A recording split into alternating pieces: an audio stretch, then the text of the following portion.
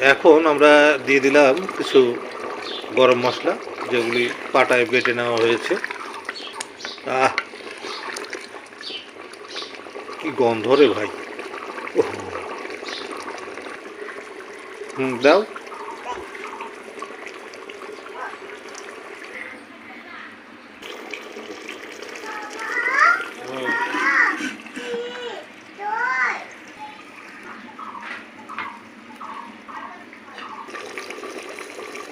গরুর মাংস রান্না শুরু করলেই, বিশেষ করে কষানোর সময় যে ঘ্রাণটা ছড়িয়ে পড়ে, সেটা কিন্তু দারুণ। তবে যাদের খাওয়া নিষেধ এই গরুর মাংস, তাদের জন্য অত্যন্ত কষ্টকর।